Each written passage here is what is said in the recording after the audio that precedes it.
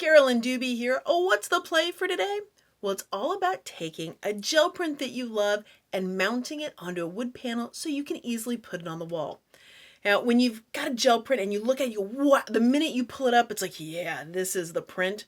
What can you do with that one? The kind that you love so much you don't want to do anything more to. You don't want to use it in anything. That to me screams one that you need to put up on your wall. Now, you can buy a big, fancy, expensive frame, or you can do something like mount it to a wood panel. And that's one of my favorite ways to do it. And I'm going to share with you in this video how I took this print and got it mounted completely flush on here, all of the edges perfectly even. Yeah, me, the one who is measurement challenged and impatient, it's all on there. And I'm going to share with you the shortcuts of how to do that so that you can take the prints that you love and get them up on your wall. Before I get the print attached on here, I want to get the wood completely ready. So I put a layer of gesso on it, and then I painted the sides the color that I wanted. Now, of course, you can do this in any color that you want, but for the one that I'm doing, I decided to go with white. But that is white space, and I hate to just leave it as plain old white. And that's when an idea struck. I was scrolling through Instagram and I saw this fun post from Kim Geyser, and she'd written something fun and snarky all along the side of one of her canvases, and I realized that's what I needed. I needed something to go along the sides of this. Now, I think Kim Geyser's Instagram is a lot of fun, so I'll have a link for you over on my blog so you can check all of it out and give her a follow if you like what you see. I'm mixing some black and white paint together here because I can't find the gray paint that I know is here somewhere. So if I can't find it, then by golly, I'll just mix it up. So a little bit of black in there with the white until I got a nice soft gray. I'm going to use that fancy tool, the cosmetic sponge here, to get the paint on here. But this is a balancing act here because I've got a stencil and I just want to use one line from it right here across the top. Now perfectly, and I'm not going to say that I planned this, the You Survived the Storm fits really nicely going right across the top of this 8x10 piece of wood. So here's the balancing act. Holding that stencil in place, keeping the wood panel up there so you can see it here on the camera, and then stenciling those words on.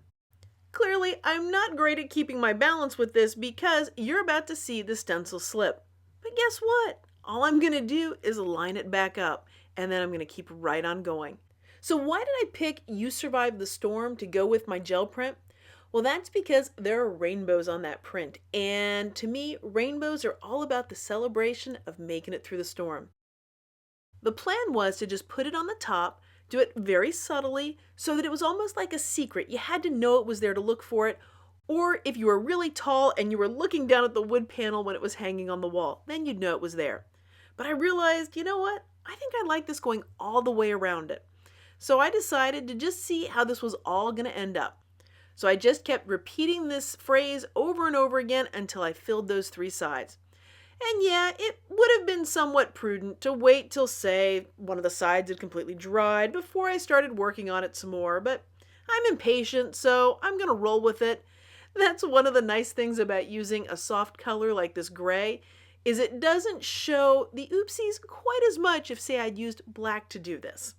And if one of the oopsies bugs you a whole bunch, like this one over here is with me, all you got to do is put the stencil right back on top of it and then add some more paint. So once you've got the sides the way you want them, all painted, decorated, whatever you want to do in there dry, it's time now to add the print on top. This was an 8x10 gel plate that I used to make this print, and I've got an 8x10 wood panel that I'm going to put it on. But the paper that I've got is larger than my wood panel.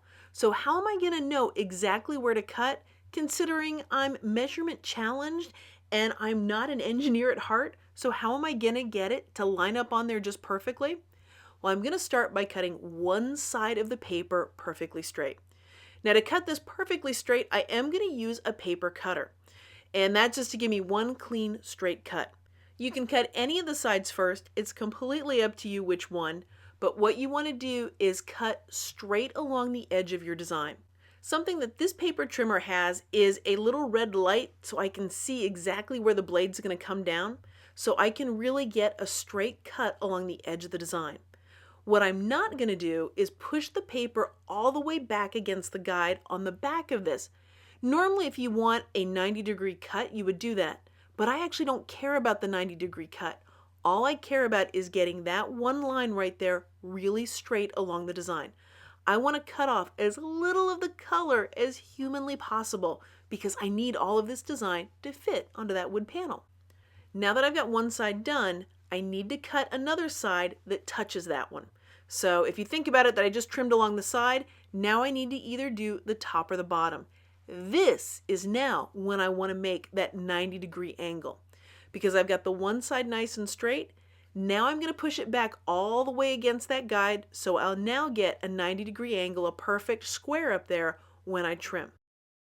I've only cut one corner so that it's just the way I want it for this. The other 3 corners I have left alone. And I'm going to put the gel medium here on the wood panel.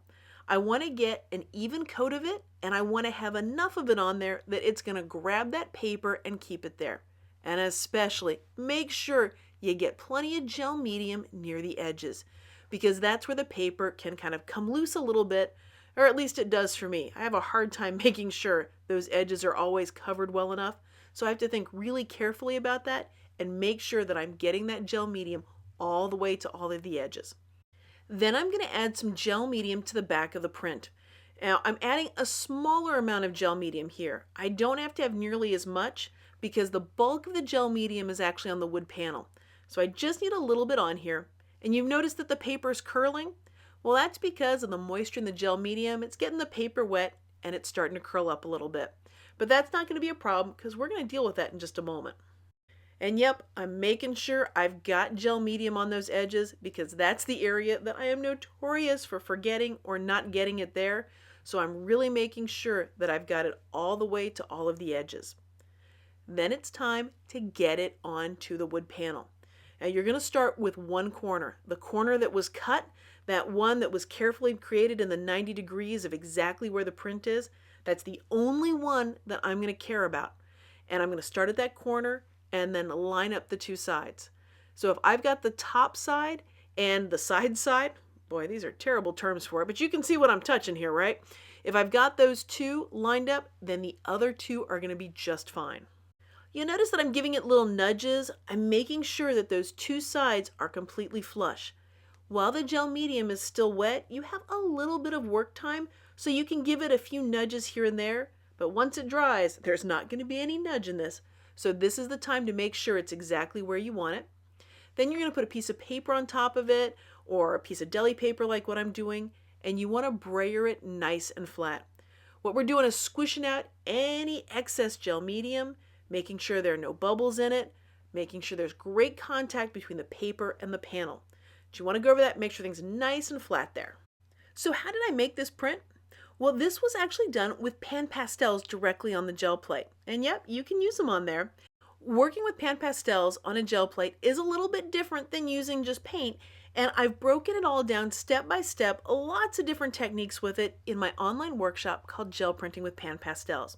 Now, one of the lessons in there is about rainbow clouds, and you get to see the techniques used to make this print, as well as the downloadable printable templates so you can have the exact same patterns for clouds that I used here.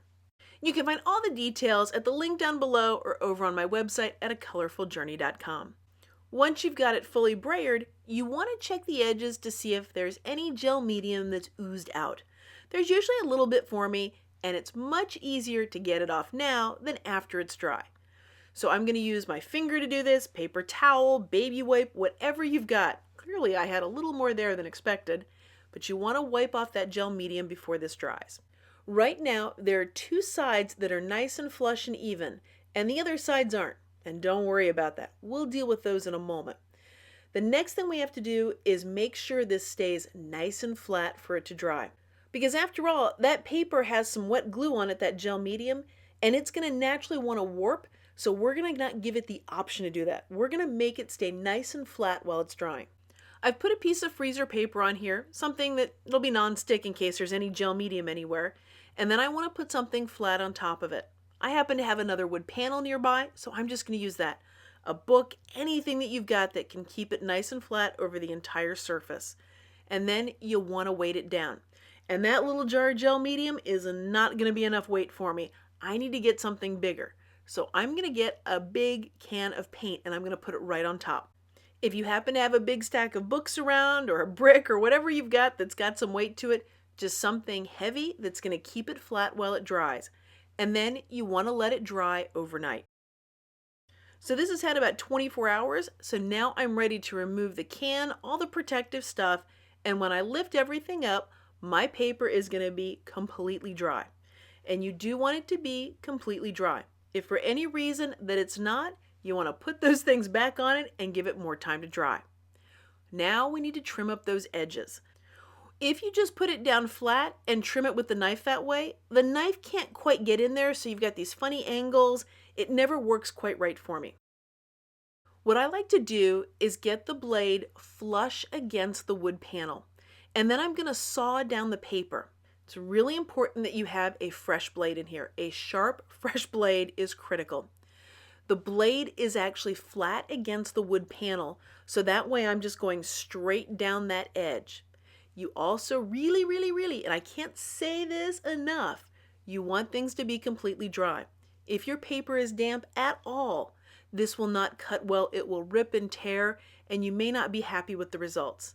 That's why you want it to be completely dry, so you can get these clean cuts that are exactly flat, flush, right along the edge.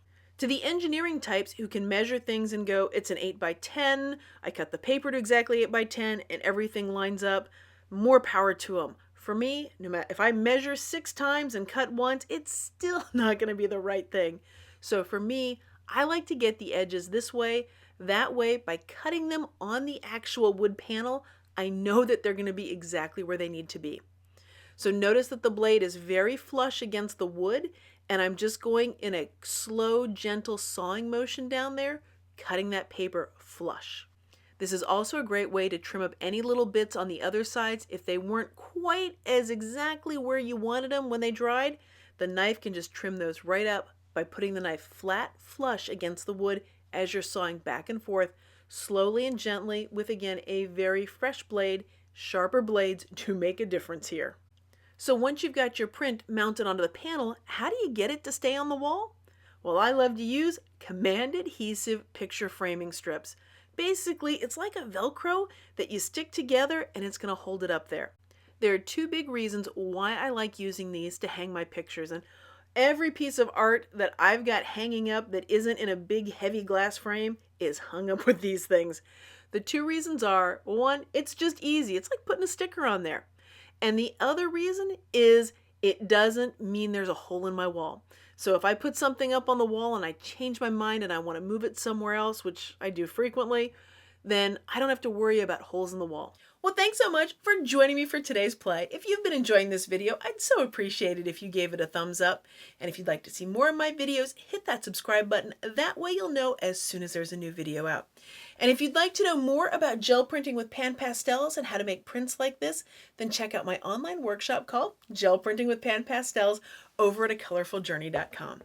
Thanks so much for letting me be a part of your colorful journey.